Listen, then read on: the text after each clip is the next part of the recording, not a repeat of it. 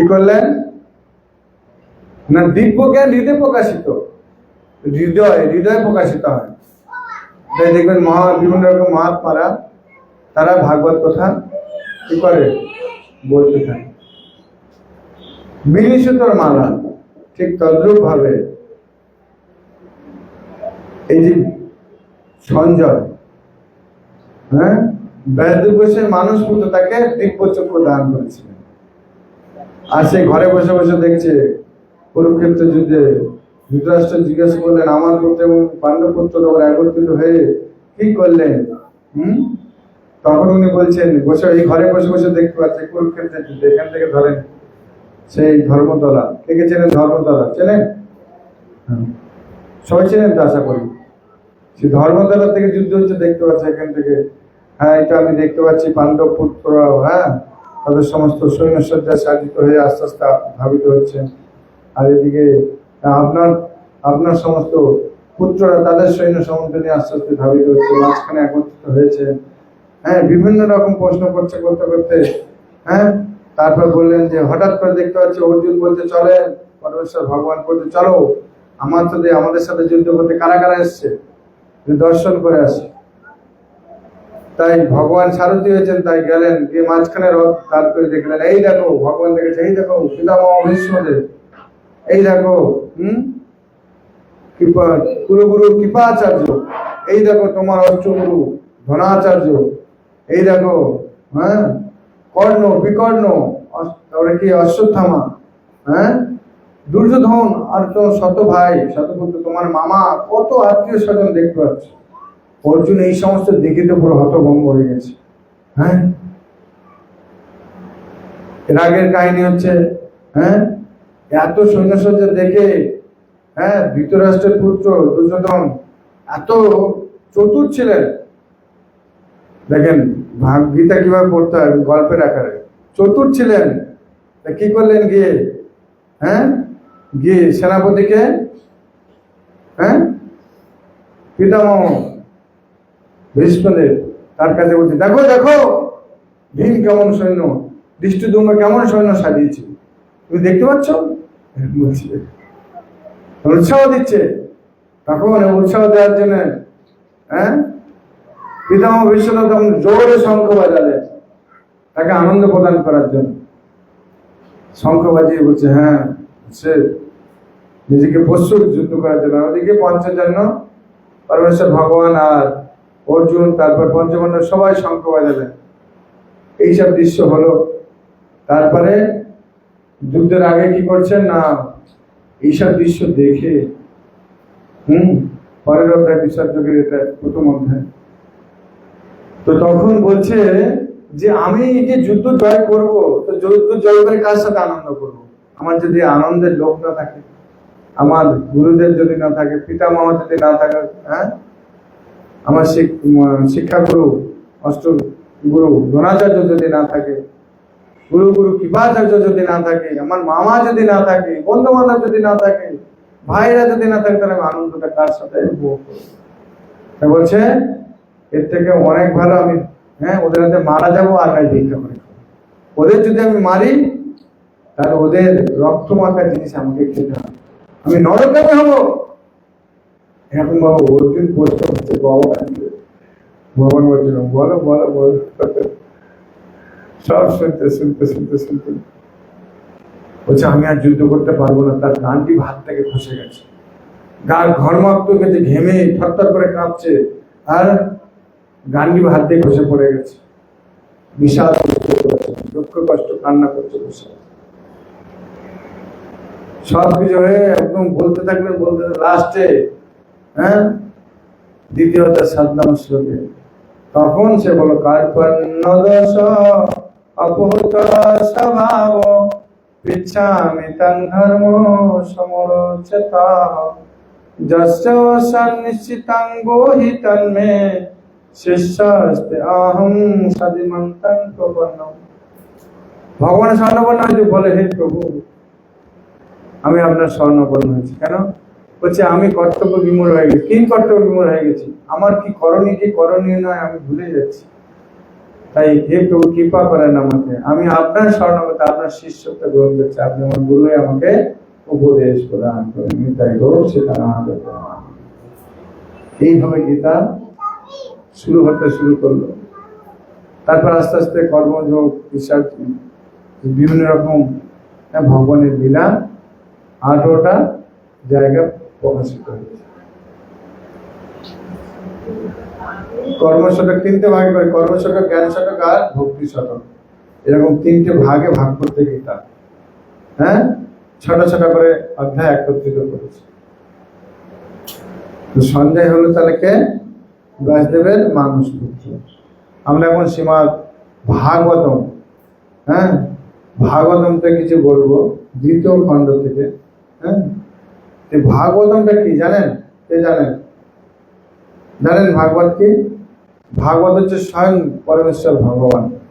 হ্যাঁ, পরমেশ্বর ভগবান স্বয়ং কৃষ্ণ হচ্ছে ভাগবত। কেন না? 12 স্কন্ধ। কটা স্কন্ধ? 12, 12টা স্কন্ধ। আর খণ্ড কটা? 18টা। এই 12 স্কন্ধ মানে পূর্ণাঙ্গ পরমেশ্বর ভগবান। প্রথম 2য় অধ্যায়, আমি একটা পা নিয়ে চলে এসেছি। এই যে প্রথম আর 2য় অধ্যায় ভগবানের 2টো পা, ডান পা বাঁ পা। তারপরে হ্যাঁ, 2য়, 3য়, 4র্থ ভগবানের 2টো গুরু, পঞ্চম হচ্ছে নাভি, ষষ্ঠ বক্ষ, সপ্তম অষ্টম 2 বাহু, নবম কণ্ঠ, দশম মুখ, 11 ললাট আর 12 মাথা। পুরো ভাগবতমটা হচ্ছে পরমেশ্বর ভগবান শ্রীকৃষ্ণ। যা পরমেশ্বর ভগবান শ্রীকৃষ্ণ কি, গ্রন্থরাজ ভাগবতম কি। তো আপনার যাদের যাদের ভাগবতম আছে তাদের অত্যন্ত সৌভাগ্য। কেন সৌভাগ্য? আপনাদের পূর্বপুরুষ অবশ্যই আছে, হ্যাঁ কিনা?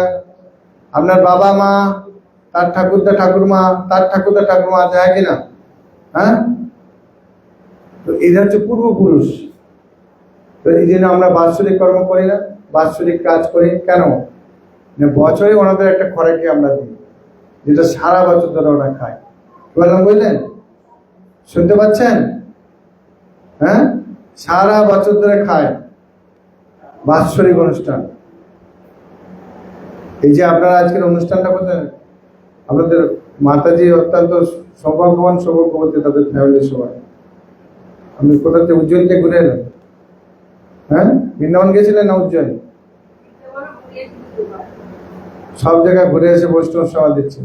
এই বৈশাখ মাস, এই বৈশাখ মাস হচ্ছে হ্যাঁ সব থেকে পুণ্যের মাস। এই মাসে কি কি দান করতে হয় জানেন? তার অনেক পুণ্য সঞ্চিত হয়। অন্ন দান করতে হয়, বস্ত্র দান করতে হয়, পাদুকা দান করতে হয়, ছত্র দান করতে হয়, হ্যাঁ, স্বর্ণ দান করতে হয়, ভূমি দান করতে হয়, হ্যাঁ, জল দান করতে হয়। করলে তার অনেক অনেক অনেক পুণ্য সঞ্চিত হয়। হ্যাঁ, যদি 1% অন্য সময় করেন তা 1000% পুণ্য সঞ্চিত হয়। পুণ্য সঞ্চিত হলে আস্তে আস্তে আমরা ভক্তি জীবনের দিকে আরো তাড়াতাড়ি ত্বরান্বিত হব। হ্যাঁ, আর এই মাসে কি কি করতে বলছে? এই মাসে বলছে সকালবেলা উঠবেন, ব্রহ্ম মুহূর্তে, সূর্য ওঠার আগে উঠে স্নান করবেন। করলে কি হবে?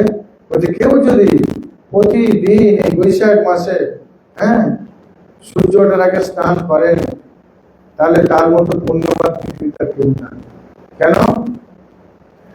ভগবান বিশাল খুশি হয় তার উপর। আর সে বৈকুণ্ঠ ধাম, যখন সে মারা যাবে পরবর্তীকালে, আজ হোক 100 বছর পরে হোক, বৈকুণ্ঠ ধাম। আর যদি যদি না ওঠে, তাহলে ভগবান আশীর্বাদ থেকে অভিশাপ বলে এই মাস এত পূর্ণ। এই মাসে তুলসী মহারানীর সেবা করবে। এই মাসে তুলসী মহারানীর সেবা করলো, তুলসী কৃষ্ণ বেশ। আর কি করবেন? গ্রন্থ অধ্যয়ন, ভাগবত, ভাগবত গীতা, চৈতন্য চৈতন্য যেগুলো পড়বেন, জপ করবেন বেশি করে, এরকম সাধু সঙ্গ করবেন, আর গ্রন্থ প্রচার করবেন, তাহলে মনুষ্য জীবন সার্থক। বিশাল পূর্ণ এই মাসটা, বৈশাখ মাস। হ্যাঁ, 12টা মাসের মধ্যে 3টে মাস শ্রেষ্ঠ, তার মধ্যে বৈশাখ মাস, মাঘ মাস, কার্তিক মাস। সেই বৈশাখ মাস চলছে। কালপূর্ণ ফুল, হ্যাঁ, কালপূর্ণ ফুল, যদি কালপূর্ণ মানে এই সময় যেসব ফুলগুলো ফুটছে, ওই ফুল দিয়ে ভগবানকে সেবা করবে, ভগবান অত্যন্ত খুশি হয়ে যাবে। কারণ কিচ্ছু নাই, কিছু দেওয়ার পরিস্থিতি নাই, সেই ফুলগুলো মালা গেতে ভগবান বলি, ভগবান আপনি এটা গ্রহণ করেন, আমার দেওয়ার মতো কিছু, ভগবান খুব খুশি হবে। আপনি চেষ্টা করবেন এই বৈশাখ মাসে এগুলো পালন করার জন্য। আমরা ভাগবতমের দ্বিতীয় স্কন্ধের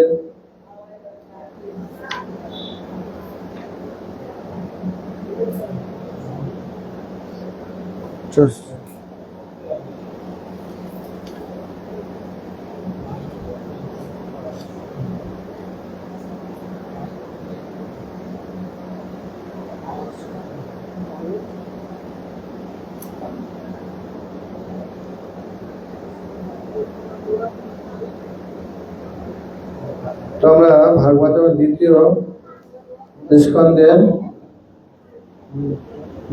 স্কন্ধের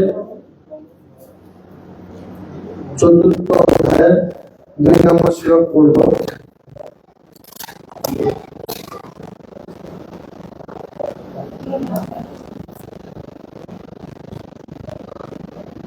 তা আপনারা আমার পরে পরে বলবেন। আত্ম জায়া সুত আগর পশু দ্রবিণ বন্ধুষু রাজ্যে চ অবিকলে নিত্যম বিউঢ়ম মমতম জহ আত্মজয়া সুতা গার পশু দ্রবিণ বন্ধুষু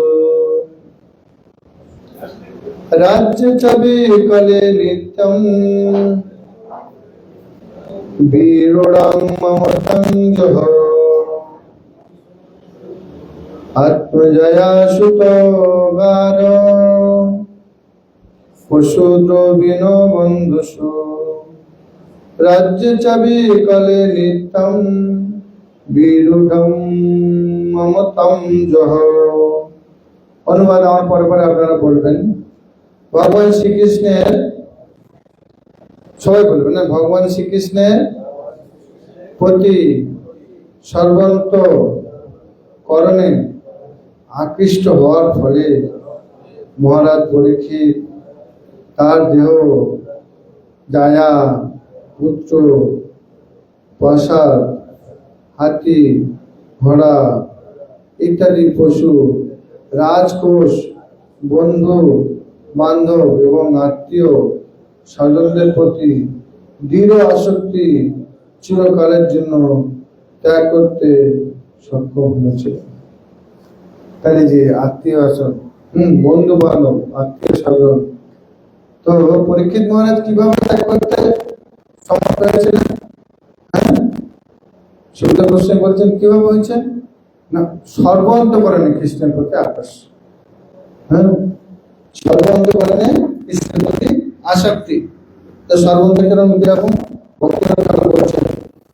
সর্বস্ব তোমার চরণে সপিয়া পড়েছি তোমার ঘরে,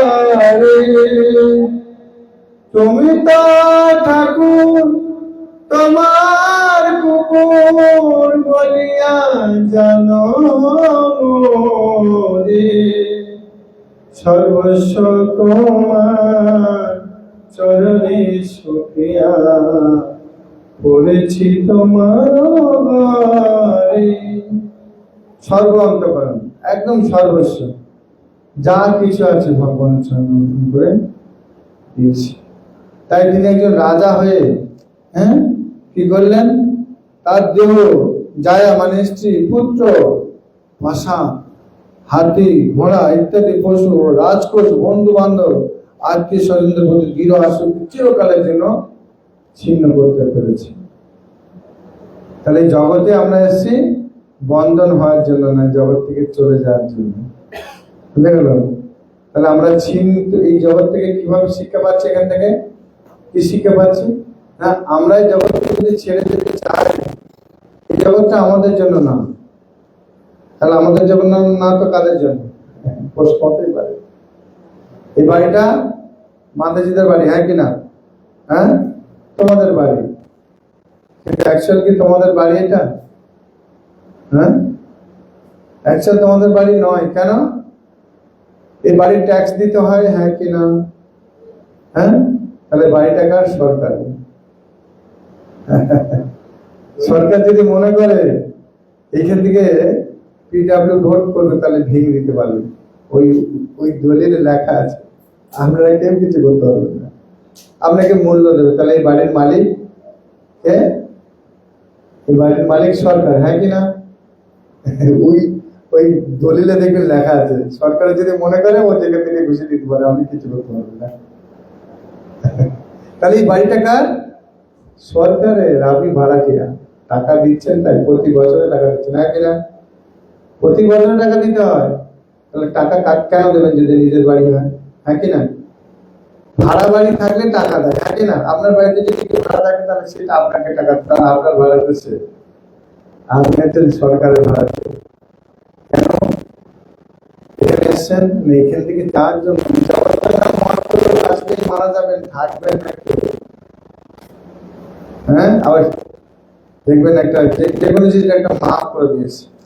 এই দরজাটা নিশ্চয় মাপে তৈরি করেছে, যদি বেকআপ যদি না মাপে করে বেকআপ পাতো, থাকে না?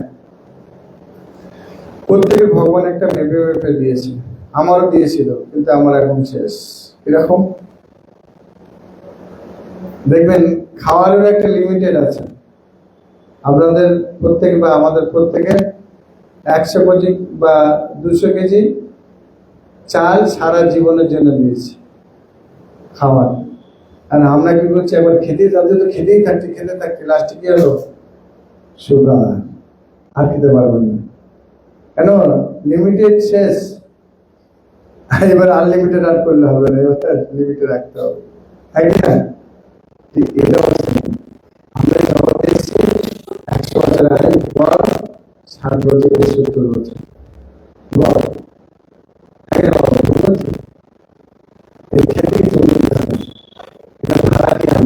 আমাদের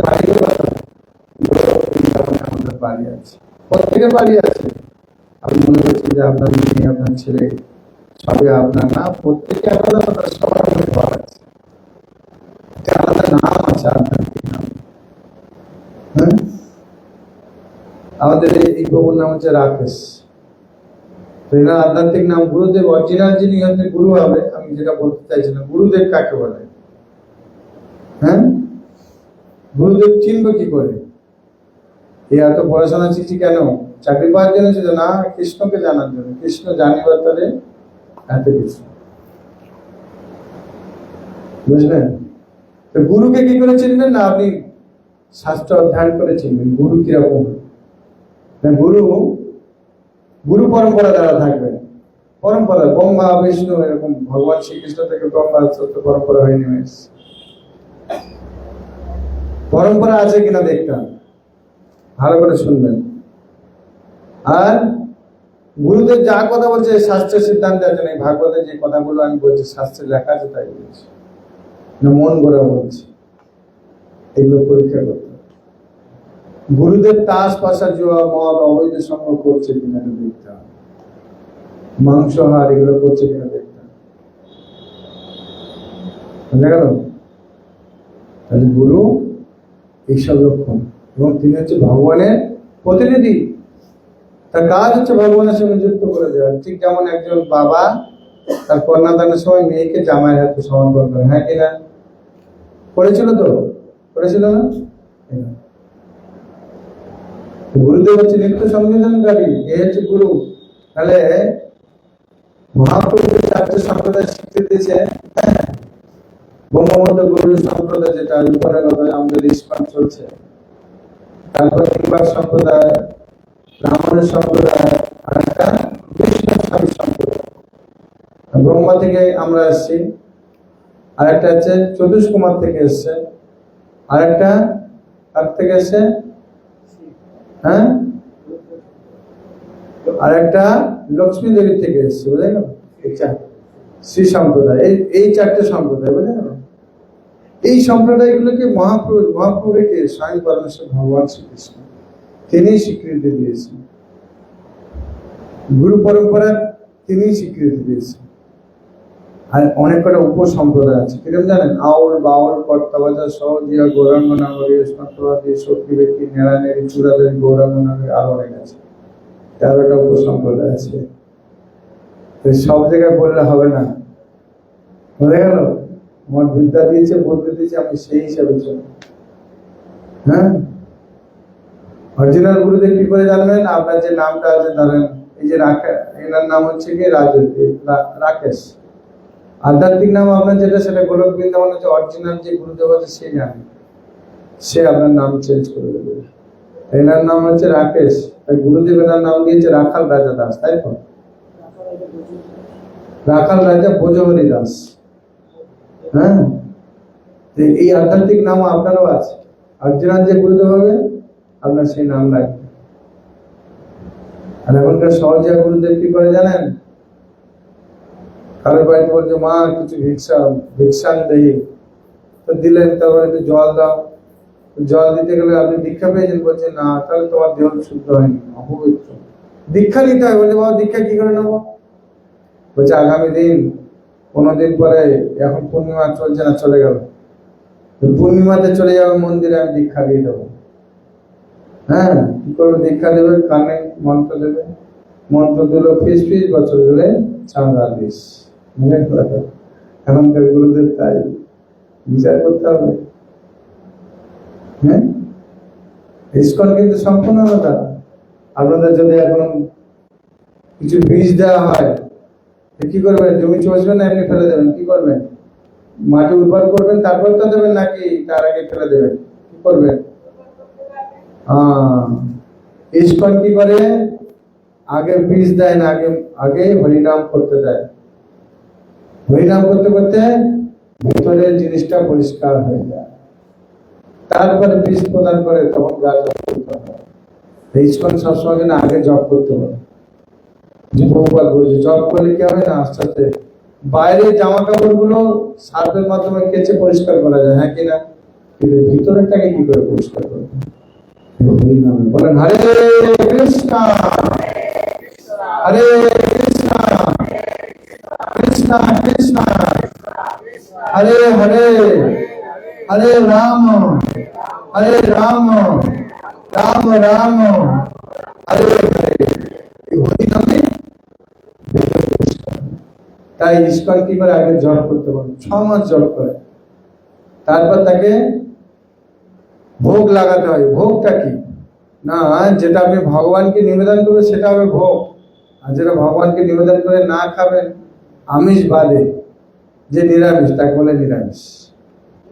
বুঝে গেল? শাক সবজি ডাল আপনি রান্না করলেন, কোনো পেঁয়াজ রসুন দিলেন না, মুসুর ডাল দিলেন না, হ্যাঁ, মুগ ডাল, ছোলার ডাল, বুটের ডাল, শাক বিভিন্ন রকম দিয়ে আপনি রান্না করলেন, এটাকে বলে নিরামিষ খাওয়া। কিন্তু এটাই যখন ভগবানকে আপনি নিবেদন করবেন, সেটা হবে প্রসাদ। তো আমরা কি খাবো আর ভগবান কি খাবে? প্রশ্ন হতেই পারে, হ্যাঁ কিনা? আমরা কি খাবো? ভগবান 3 নম্বর অধ্যায় 4 নম্বর শ্লোকে বলেছে, যজ্ঞ শিষ্টা সিংহাসন্ত মুচ্ছন্ত সর্বকিল বিষয় ভুঞ্জতে তগং পাবাজ্য পর্যন্ত আত্মকম। যজ্ঞের অবশেষ, যজ্ঞের অবশেষটা খেতে বলছে। কোনটা যজ্ঞের অবশেষ? ভগবান কি খায় এবার বলছে। যোগ 9 নম্বর অধ্যায় 26 নম্বর শ্লোকে বলেছেন, পত্রং পুষ্পং ফলং তয়ং যো মে ভক্তা প্রযচ্ছতে তদং ভক্ত প্রহতাস্নামি ভজতাত্মনঃ। কেউ যদি আমাকে ভক্ত বলে পত্র পুষ্প ফল ফুল ও জল অর্পণ করে, আমি সেটা প্রীতির সহিত আনন্দ সহিত গ্রহণ করে। বোঝা গেল? ভগবানকে সাক্ষাৎ গ্রহণ করতে বলছে। অনেকে বলে, তোমরা কেমন মাছ খাও না, মাংস খাও না, আর তোমরা জপ করতে পারো না? না, আপনি মাছ মাংস যদি খান 200 গ্রাম প্রতিদিন, 400 গ্রাম করে খাবেন, 500 গ্রাম করে, নো প্রবলেম। কিন্তু হরিনাম করবেন, হরিনাম করেন। হরিনাম করতে করতে ওই গন্ধটাই তখন আপনি ওয়া করে বমি ঠেলতে থাকবেন। কেন? ভিতরটা ক্লিন হয়ে গেছে, হয়ে গেল। ভিতরটা ক্লিন হয়ে যা নিতে পারবেন না আপনি, এবার আপনি প্রসাদ দিতে পারবেন।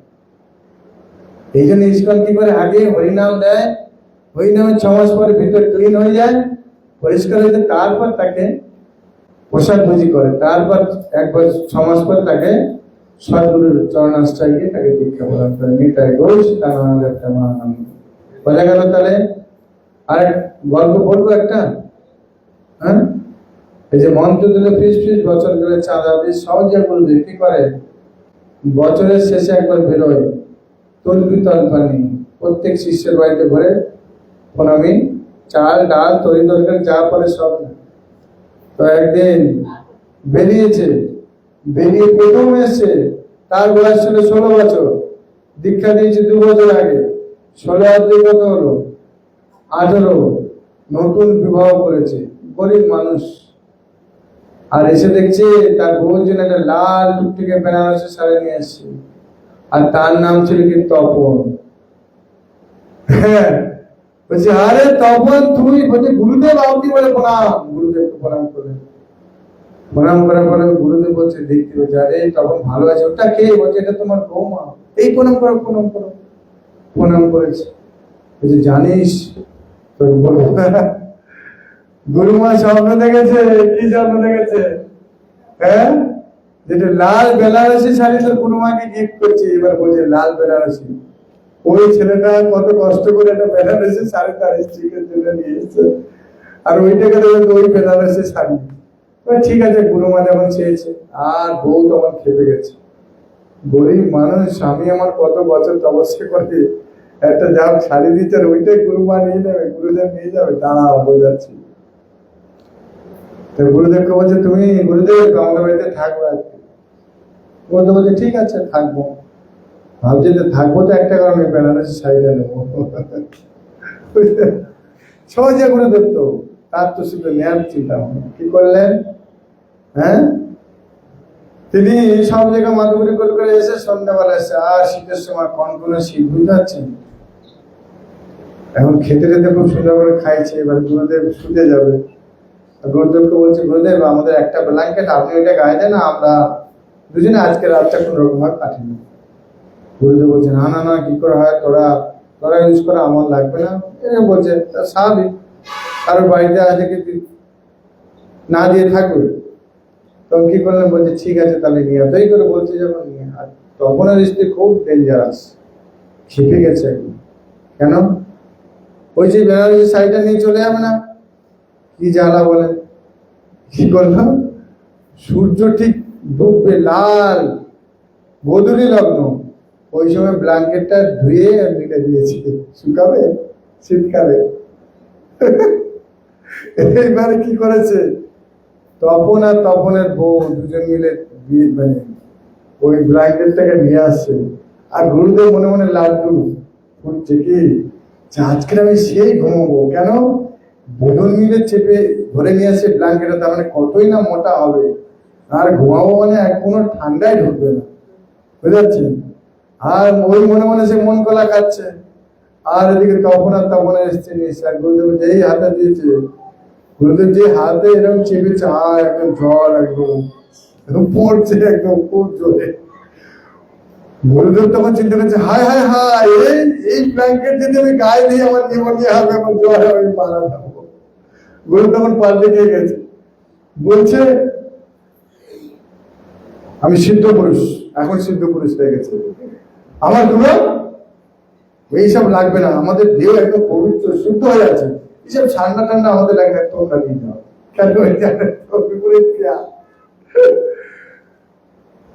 এখন কপরে এক রাত্রি হয় জানেন? 4 প্রহর। 1 প্রহর কত ঘন্টা? হ্যাঁ বলেন? 3 ঘন্টা। 4 প্রহর মানে হিসাব করলে বেরিয়ে যায়। তো আচার্যরা বলছে, প্রথম অবতারে গুরুদেব ঢেকি অবতার। ঢেকি অবতার মানে ঢেকি দেখেছেন? ধান মানে শীতে গুরুদেবের পাটা এরম হয়ে গেছে, সোজা এরম হয়ে গেছে। প্রথম অবতারে গুরুদেব ঢেকি অবতার, দ্বিতীয় পরে গুরুদেব ধনুষ টঙ্কার, ধনুকের মতো বেঁকে গেছে, ঠান্ডা গুরুদেব ধনুকের মতো বেঁকে গেছে। তৃতীয় পরে গুরুদেব কুকুর কুণ্ডলী, কুকুর কুণ্ডলী জানে, শীতকালে কুকুরের কুণ্ডলী বেঁকে থাকে, গোল হয়ে থাকে, গুরুদেব গোল হয়ে গেছে, ঠান্ডা সিদ্ধ পুরুষ বেরোচ্ছে, সব সিদ্ধ হয়ে যাচ্ছে। তারপরে চতুর্থ প্রহরে গুরুদেব বেনের পুটুলি, বেনের পুটুলি জানেন, দশকর্মার দোকানে যাবেন, 10 টাকার হরিদ্রব্য নেবেন, উনি ওই 10 টাকার হরিদ্রব্যটা নিয়ে একটা খবরের কাগজে কোথায় তার মুখ, কোথায় তার পা, কোথায় তার কান, কোথায় তার কিছু খুঁজে পায় না। গুরুদেবের এরকম হয়ে গেছে, জড়সড় তার হাত পা কোথায় খুঁজে পাচ্ছে। এই যে সহজে গুরুদেব খুব সাবধান, এই জন্য আগে জপ করতে হবে, জপ করতে করতে ভিতরটা পবিত্র হবে, তারপরে প্রসাদ বুঝি হবে, তারপরে সদ্গুরুর চরণাশ্রয় মনুষ্য জীবন। এই হচ্ছে সদ্গুরু। এখন আমরা প্রভুপাদ কি বলছেন দেখবো। তাৎপর্য, মুক্ত হওয়ার অর্থ হচ্ছে দেহাত্মবুদ্ধি বা দেহরূপ আবরণ এবং দেহের সঙ্গে সম্পর্কিত পত্নী সন্তানাদি সমস্ত বন্ধন থেকে মুক্তি। তাহলে মুক্তি বলতে কাকে বোঝাচ্ছে? মুক্ত বলতে দেহ সম্পর্কিত, স্ত্রী পুত্র পরিজন আত্মীয় স্বজন সহ, একে বলছে এই সমস্ত বন্ধন থেকে মুক্তির কথা বলছে, একে বলছে মুক্তি। মানুষ দেহ সুখের জন্য পত্নী পানি গ্রহণ করে, বুঝেন, বলছে মানুষ দেহ সুখের জন্য পত্নী গ্রহণ করে এবং তার ফলে সন্তান সন্ততি উৎপন্ন হয়, স্ত্রী পুত্রদের জন্য বাসস্থানের প্রয়োজন হয়। দেখেন, মানে একটার সঙ্গে সঙ্গে কিরম সব বাড়ছে। প্রথমে হচ্ছে গুরুদেব একটা গল্প বলেন, বলবো, আপনারা যদি বলেন তাহলে বলবো। তো গুরুদেব মন্দিরে থাকি, তো গুরুদেবকে বলছে, গুরুদেব আপনি প্রতিদিন তো তোমার ভগবানকে দুধ দিতে পারেন, দেবো তো আমার তো গরু নাই। তো বলে তাহলে একটা গরু নিয়ে আসি। তো তাহলে নিয়ে আসো, গরু আছে, গরু 2 দিন পরে দুধ দিচ্ছে, গরু দেখতে লোক ডাকতো, একটা লোক নিয়ে আসে, লোক নিয়ে আসছে, লোকে হচ্ছে না। তো বলছে গুরুদেব আপনার রান্না করতে অসুবিধা, একটা সেবা দাসী নিয়ে আসি। হ্যাঁ নিয়ে আসো। সেবা দিচ্ছে আনতে আনতে গুরুদেব সেবা দেশে আর কেউ বিয়ে করে ফেলে, তো বিয়ে করতে গেলে বিয়েটা করে ফেলে, বিয়েটা করে ফেলে, এবার সে ভগবানের সেবা দিচ্ছে। তাহলে তার সমস্যাটা কোনখানে হলো? ওই যে বিড়াল, ওই দুধ হচ্ছে সমস্যার কারণ হয়েছে। ওই দুধ এনেছে, দুধে ভগবান দিতে গেলে দুধ তো প্রতিদিন পাচ্ছে না, তাহলে গরু আনতে হয়েছে, গরুর জন্য আবার মানুষ আনতে হবে, সমস্যা হলো, বিয়ে করে ফেলেছে। বিয়ে করতে করার পরে সন্তানাদের উৎপন্ন হয়েছে, এবার তাদের করতে করতে করতে সে গুরুদেব থেকে গৃহস্থ ভক্ত হয়ে গেছে। তাহলে একটা কারণে পুরো শেষ। এখানে সেটা বলছে প্রভুপাদ, স্ত্রী নিয়েছে দেহ সুখের জন্য, স্ত্রীর পরিবর্তে সন্তান হলো, সন্তান আদি হলো, তাদের বড় করলেন, তাদের সন্তান সন্ততি হলো, এই করতে জমি জায়গা টাকা পয়সা ব্যাংক ব্যালেন্স সব করতে হলে করতে করতে করতে করতে দামি শেষ। কারণ জন্মটা যে কারণে এসে পৃথিবী দেখতে পারে, ভগবান দেওয়া যায় সেটা ভুলে গেলে। তাহলে মুক্ত হওয়ার জন্য এলেন, বদ্ধ হয়ে পড়লেন। এখানে সেটা প্রভুপাদ বলছেন, স্ত্রী পুত্রদের জন্য বাসস্থানের প্রয়োজন এবং তার ফলে গৃহনির্মাণের প্রয়োজন। ঘোড়া, হাতি, কুকুর ইত্যাদি গৃহপালিত পশু গৃহস্থদের গৃহস্থানের জন্য এই সমস্ত রাখতে হয়। আধুনিক সভ্যতার হাতি, ঘোড়া ইত্যাদি স্থানে রয়েছে পর্যাপ্ত অশ্বশক্তি সমৃদ্ধ গাড়ি এবং অন্যান্য যানবাহন। গৃহস্থানের রক্ষণাবেক্ষণের জন্য মানুষকে তার ব্যাংকে পুঁজি রাখতে হয়। বলছিলাম প্রভুপাদ সেটাই বলছেন। এবং কোষাগার সম্বন্ধে সচেতন হতে হয়। জাগতিক ধন সম্পদ উৎপাদন করার জন্য মানুষকে আত্মীয় স্বজন এবং বন্ধু বান্ধবদের সঙ্গে ভালো সম্পর্ক বজায় রাখতে হয় এবং নিজের সামাজিক অবস্থা বজায় রাখতে হয়। একে বলা জড়োয়াসক্তি সম্বন্ধে জড়সভ্যতা। বুঝেছেন? আত্মীয় স্বজনদের বন্ধু বান্ধবের সঙ্গে যুক্ত রাখতে হবে কেন? তার সবকিছু বজায় রাখার জন্য। তাকে কি বলছে? হ্যাঁ, জড় সভ্যতা। আর কি বলছে? কৃষ্ণ ভক্তি অর্থ হচ্ছে পূর্ব লিখিত সমস্ত জড়শক্তি বর্জন করা। ভগবান শ্রীকৃষ্ণের কৃপায় মহারাজ পরীক্ষিত সব রকম জড়জাগতিক সুবিধা এবং নিষ্কণ্টক রাজ্য লাভ করেছিলেন রাজারূপে নির্বিঘ্নে তা ভোগ করার জন্য, কিন্তু ভগবানের কৃপায় তিনি সব রকম জড়শক্তি ত্যাগ করতে সক্ষম হচ্ছিলেন। এটি শুদ্ধ ভক্তের প্রকৃতি। ভগবানের কৃপাতে ভগবানের শরণাপন্ন হতে হবে, তাহলে আমরা মুক্তি হব। ভগবান শ্রীকৃষ্ণের ভক্তরূপে তার প্রতি স্বাভাবিক আকর্ষণের বশে পরীক্ষিত মহারাজ সর্বদাই ভগবানের উদ্দেশ্যে তার রাজকীয় কর্তব্য সম্পাদন করেছিল এবং সারা পৃথিবী একজন দায়িত্বশীল রাজার রূপে তিনি সর্বদাই সতর্ক ছিলেন যাতে কলির পর তার রাজ্যে প্রবেশ করতে না পারে। ভগবানের শুদ্ধ ভক্ত কখনোই তার গৃহস্থালীকে তার নিজের সম্পত্তি বলে মনে করে না। আপনারা তো সব, আমরা সবাই মনে করি এটা সব আমার, কিন্তু পরীক্ষিত মনে বলছে সেটা মনে করতে না, বহুবার বলছে।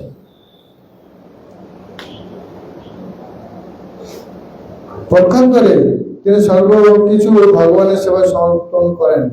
তার ফলে যে ভগবত ভক্তের তত্ত্বাবধানে ভগবত ভক্ত প্রভুর পরিচালনায় ভগবত উপলব্ধির সুযোগ প্রাপ্য হয়। গৃহস্থালীর প্রতি আসক্তি এবং ভগবান শ্রীকৃষ্ণের প্রতি আসক্তি সম্পূর্ণ ভিন্ন প্রকৃতি। এটি আসক্তির অন্ধকারের পথ এবং অন্যটি আলোকের পথ। সেখানে আলোক রয়েছে, অন্ধকার থাকতে পারে না। যেখানে আলো থাকে সেখানে অন্ধকার থাকে থাকে না। যেখানে অন্ধকার সেখানে আলোক অভাব। কিন্তু সুদক্ষ ভক্ত ভগবানের সেবাবৃত্তির মাধ্যমে সবকিছু আলোকের পথে নিয়ে যেতে পারে এবং তাই তার শ্রেষ্ঠ দৃষ্টান্ত হচ্ছে পাণ্ডবেরা মহারাজ যুধিষ্ঠির এবং তার মতো গৃহস্থরা তথাকথিত জড় বিষয়কে ভগবানের সেবায় নিযুক্ত করার মাধ্যমে সবকিছু আলোকে পরিণত করতে পারেন। কিন্তু যারা যথাযথভাবে সেই বিষয়ে শিক্ষাপ্রাপ্ত হননি অথবা সবকিছু ভগবানের সেবায় নিযুক্ত করতে পারেন না নিবন্ধ কৃষ্ণ সম্বন্ধে, তাদের কর্তব্য হচ্ছে ভগবানের মহিমা শ্রবণ এবং কীর্তন করার যোগ্যতা লাভের জন্য সব রকম জড় সম্পর্ক ত্যাগ করা।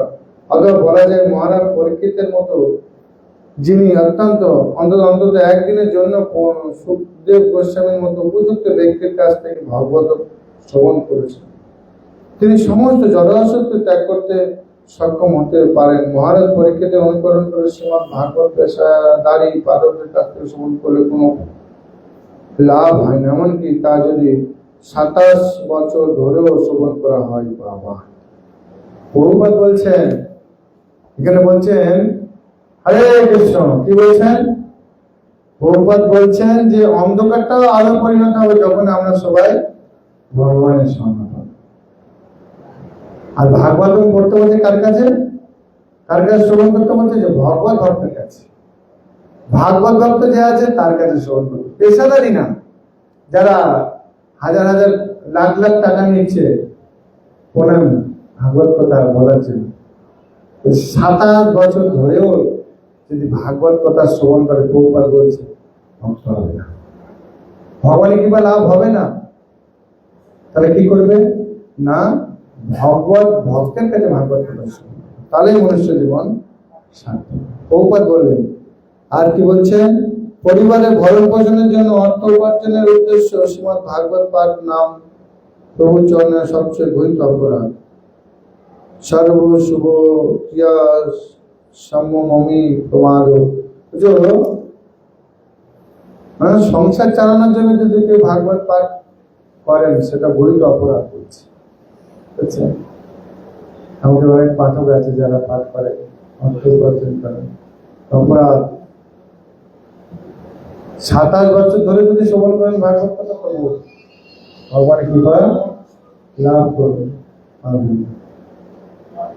হরে কৃষ্ণ কৃষ্ণ কৃষ্ণ হরে হরে, হরে রাম রাম রাম হরে হরে। তাই আমাদের প্রত্যেককে চেষ্টা করতে হবে ভগবানের শরণাপন্ন হয়ে